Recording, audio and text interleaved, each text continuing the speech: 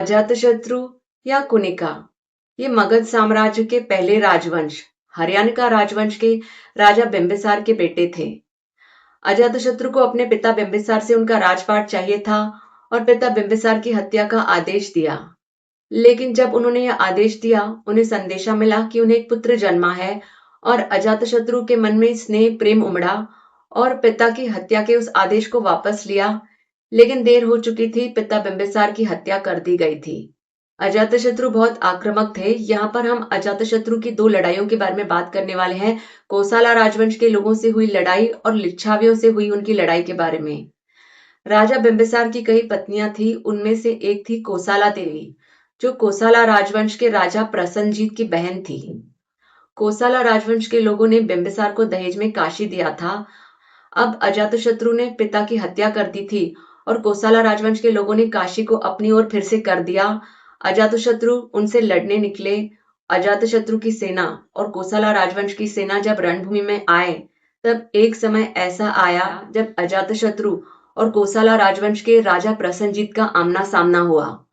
अजातशत्रु पूरी तरह से निहत्थे हो गए थे। एक अंतिम वार राजा प्रसन्नजीत उन पर करने वाले थे, लेकिन अजातशत्रु के चेहरे पर एक प्रकार की हंसी थी, खुशी थी, मानो वे उस मृत्यु की प्रतीक्षा कर रहे थे। और प्रसन्नजीत ने उस अंतिम वार को नहीं किया।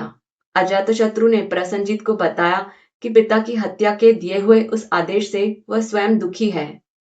प्रसन्नजीत ने अजातशत्रु को शांति का मार्ग अपनाने के लिए कहा और वे वहां से चले गए।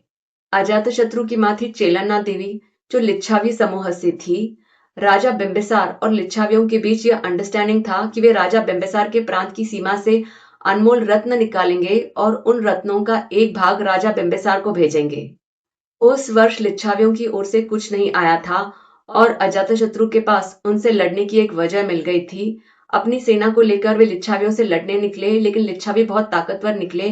वे बहुत एकजुट थे और उस लड़ाई के मैदान को अजातशत्रु छोड़कर भाग गए। अजातशत्रु के एक विश्वसनीय थे वशकरा या वसकरा।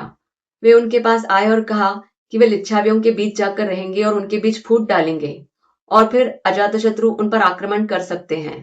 इससे वशकरा की जान भी जा सकती थी। वशकरा लिच्छावियों के बीच गए और उनसे कहा कि वे अजातशत्रु के प्रांत से आए हैं और उनके शासन से वे बहुत परेशान हैं और इसलिए इस तरफ आए हैं।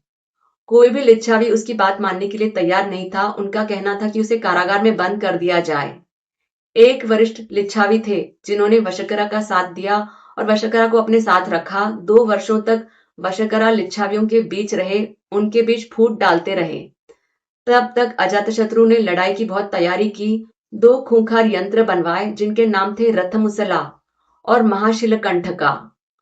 रथमुसला एक प्रकार का घोड़े से खिंचवाया हुआ रथ था, जिसके हर तरफ घूमती हुई तलवारें थी और जो भी उस रथ के आसपास आता था वह कट जाता था।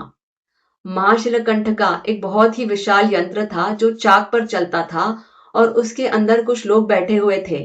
एक बड़े लिवर की मदद से बड़े बड़े पत्थरों के प्रहार सामने वाले शत्रु की सेना पर किए जा रहे थे और उस यंत्र के आगे भी बहुत सारे नोकीले औजार थे। जो भी उस यंत्र के आगे भी आता था वो अपनी जान खो देता था। अजातशत्रु ने उस लड़ाई को जीत लिया, लेकिन उनके मन में एक पल की शांति नहीं थी। एक दिन उनके वैद्य जीविका ने उन्हें बताया कि कुछ दिनों के बाद आम्रवन, जो बाग नर्तकी आम्रपाली ने गौतम बुद्ध को उनके शिष्यों को ध्यान करने के लिए दिया है, वहां पर कुछ दिनों के बाद गौतम बुद्ध आने वाले हैं। अजातशत्रु उनकी बातें सुनने के लिए गए।